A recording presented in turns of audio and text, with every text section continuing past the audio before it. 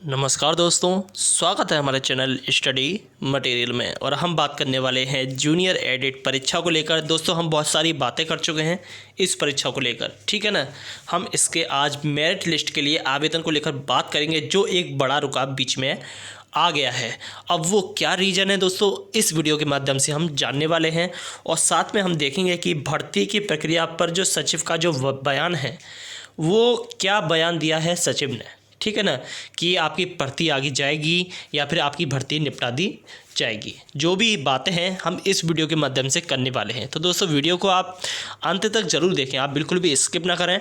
आप स्किप करते हो तो बहुत सारी नॉलेज जो है बीच में इन्फॉर्मेशन वो आपकी स्किप हो जाती है साथ में, तो ठीक है ना। तो दोस्तों वीडियो को ज़्यादा से ज़्यादा शेयर करें, जिससे लोगों तक ये वीडियो पहुंचे और उनको सही जानकारी मिल सके। और चैनल पर नए हैं तो चैनल को भी साथ में सब्सक्राइब ज़रूर कर लें।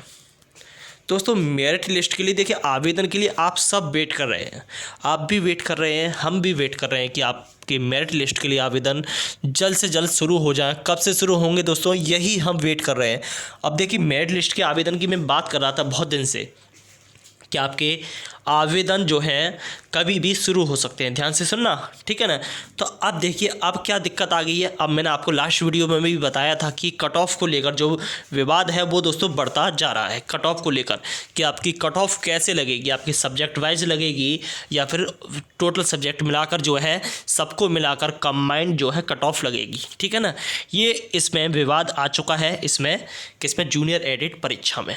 अब आपका दोस्तों मेरिट लिस्ट के लिए आवेदन जो है वैसे आपके कभी भी चालू हो सकते हैं, लेकिन विवाद की वजह से ये इतना डिले हो रहा है कि दोस्तों ये चुनाव के बाद तक भी जा सकता है। अब ये कर कौन रहा है दोस्तों, ये वही लोग कर रहे हैं जो बिचौलिए लोग जो होते हैं। ध्यान से सुनना आप, ये वही लोग कर रहे हैं जो बिचौलिए जो लोग हुए हैं, जो बिचौलिए जो नहीं चाहते कि एग्ज़ाम ये आगे पूरी तरह से क्लियर हो, वो नहीं चाहते कि भर्ती की प्रक्रिया पूरी हो, तो कोई ना कोई दोस्तों टांग जरूर अड़ा देते हैं, ठीक है ना। आप देखिए सचिव का भी क्या बयान है दोस्तों, ये भी हम बात करेंगे वीडियो में, तो आप बिल्कुल भी आप ध्यान से सुनना, ठीक है ना। कभी भी मैं बता सकता हूँ कि सचिव का बयान कौन सा है। तो देखिए दोस्तों, आप मेरिट लिस्ट के लिए आवेदन मैंने आपको बताया था, इस शुरुआत में मैंने आपको 8 जनवरी बताया था। 8 जनवरी आपका स्टार्ट नहीं हुआ, ठीक है ना। अब देखिए उससे पहले भी हमारी कट ऑफ की बात चली थी कि हमारी कट ऑफ कैसे लगेगी, सब्जेक्ट वाइज लगेगी या फिर कंबाइंड लगेगी। तो दोस्तों अब दोस्तों ये जो सब्जेक्ट वाइज कट ऑफ है वो मुश्किल पड़ रही है। अब कंबाइंड ही सब जो है कट ऑफ सुनने में आ रहा है कि अब आपकी कंबाइंड कट ऑफ लगेगी। अगर आपकी कंबाइंड कट ऑफ लगती है ना तो दोस्तों बहुत ज़्यादा नुकसान हो जाएगा। क्या नुकसान होगा, देखिए ये नुकसान होगा कि जिन लोगों का सिलेक्शन मैथ एंड साइंस से होने वाला था या फिर जिन लोगों का सिलेक्शन एसएसटी से होने वाला था उनका नहीं होने वाला। इसमें सिलेक्शन उन्हीं लोगों का होगा जिनकी सब्जेक्ट जो है सिंपल होगी। सिंपल का मतलब आप समझते हैं, जो आसानी से स्कोरिंग सब्जेक्ट जो होती है, जो जैसे है हिंदी है अपनी और संस्कृत, इसमें लोगों के गुणांक 280 पार भी हैं। खैर गुणांक 80 पार बीटीसी वालों के ही होते हैं, ठीक है ना, बीएड वालों के नहीं होते, ये भी एक सच है। क्योंकि बीटीसी वालों की एकदम ये समझ लीजिए भर भर के जाने कहाँ से परसेंटेज आती हैं, बीएड वालों की इतनी परसेंटेज नहीं होती। लेकिन अब देखिए ये बात तो रही अलग बात, ठीक है ना, जो है सब है अपनी जगह, ठीक है। ध्यान से सुने, कभी भी मैं बीच में बयान के बारे में बोल सकता हूँ।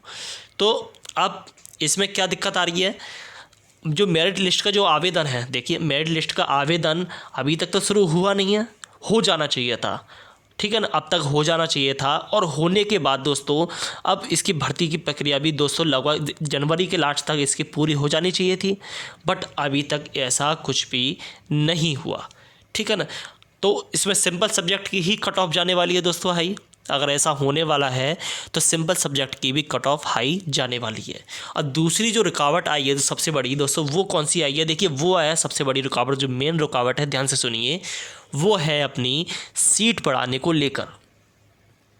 यानी कुछ लोग चाहते हैं कि वो सीट जो निकली है वो नहीं ऐड हो इसमें, यानी कुछ लोग ऐसे हैं जो नहीं चाहते कि इसमें सीटें जो हैं वो ऐड हो या फिर इसमें जो है मेरिट लिस्ट के लिए आवेदन के साथ सीटें ऐड करी जाएं। वो यही चाहते हैं कि जो सीटें आदियाचन में या आवंटन में जो सीटें निकल कर आई है ना, वो सीटें दोस्तों अलग से एक भर्ती के रूप में जारी करी जाए। अब आप देखिए, अलग से एक भर्ती के रूप में जारी करी जाएगी, फिर से वही प्रक्रिया होगी दोस्तों, फिर से लाखों आवेदन होंगे, 4-5 लाख आवेदन होंगे, और फिर से दोस्तों यही होगा कि बहुत सारे कैंडिडेट्स के पैसे बेकार गई। यानी एक तरह से ये उनका फ़ायदा है कैंडिडेट से पैसा निकालने का। सीटें इन्होंने ध्यान से सुनना आप, ठीक है ना, सीटें इन्होंने अध्याचन के थ्रू निकलवाई। अब 6000 से 6000 मैं बता रहा था सीटें, लेकिन अब सीटें जो हैं 6000 प्लस हैं, ये भी मैंने आपको बाद में बताया। अब ये ईमानदारी से पता नहीं क्यों ऐड नहीं कर रही, या फिर कुछ लोग जो हैं चाह नहीं रहे इसमें ऐड करना, ठीक है ना, कुछ लोग इसमें चाह नहीं रहे ऐड करना, क्योंकि देखिए एक तरह से 1504 सीटों पर 45,000 कैंडिडेट दोस्तों, एक तरह से 30 गुना हो गया दोस्तों। 30 गुना तो दोस्तों प्री एग्ज़ाम में भी नहीं बुलाए जाते, उसमें भी कम से कम 15 गुना या 10 गुना बुलाए जाते हैं। ये तो 30 गुना है दोस्तों फाइनल मेरिट में डायरेक्ट। तो अब लगाइए कितना कंपटीशन है, लगाइए 69,000 की भी बात करें हम तो 69,000 में भी दोस्तों इतना नहीं था। 69,000 में दोस्तों इतना नहीं था। 69,000 में कैंडिडेट कितने थे दोस्तों? कैंडिडेट इतने कहाँ थे? 1.5 लाख के समथिंग कैंडिडेट थे, दोगुना था, यानी दोगुने कैंडिडेट थे, यानी 2.5 गुने आप मान लीजिए सीटों की संख्या से 2.5 गुने कैंडिडेट थे। यहाँ तो 2.5 क्या, यहाँ तो 30 गुना कैंडिडेट हैं सीधे सीधे। 1504 पर अगर ये सिलेक्शन लेते हैं तो सिलेक्शन लेना या ना लेना बराबर जैसा ही होगा, क्योंकि पता तो पड़ेगी नहीं। 70 से नीचे गुणांक वालों का तो भूल जाइए, फिर इसमें होने वाला है। अगर 1504 सीटों पर होती है तो 70 प्लस वालों का ही चांस है फिर। और 70 प्लस वाले कौन है? वो सब बीटीसी वाले हैं, इसलिए सीधे सीधे कह सकते हैं कि बीटीसी वालों का चांस है, बीएड वालों का कोई चांस नहीं है, ठीक है ना। तो इसलिए दोस्तों इसमें सीटें ऐड होनी चाहिए जिससे सबको बराबर नौकरी मिले। पहली बात तो ये एकेडमिक ही हट जानी चाहिए मेरे हिसाब से, क्योंकि दोस्तों एकेडमिक का चक्कर बहुत बड़ा है, कहीं पर भी एकेडमिक नहीं जोड़ी जाती। इसी सरकार में पता नहीं क्यों जोड़ी जाती है, इसी यूपी में, जबकि सब एकेडमिक से कितने लोगों का नुकसान होता है। अगर ये स्कोर के हिसाब से अगर इन्हें एकेडमिक लगानी है तो टेट की लगाए ना, टेट की और सुपर टेट की लगाए बस खाली, वो सबसे ज़्यादा बेटर है और सबसे ज़्यादा वो सुटेबल है, ठीक है ना। क्योंकि दोस्तों वही कायदे से टैलेंट की एकेडमिक है, क्योंकि एकेडमिक कोई भी कैसे भी बढ़ा लेता है, ठीक है ना, चाहे बीएड हो चाहे बीटीसी हो।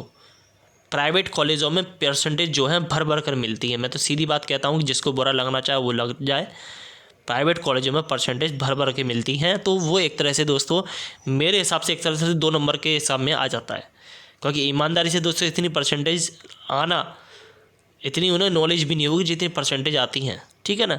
तो ये भी एक गलत बात है, तो एकेडमिक इसमें से हट जानी चाहिए, ठीक है ना।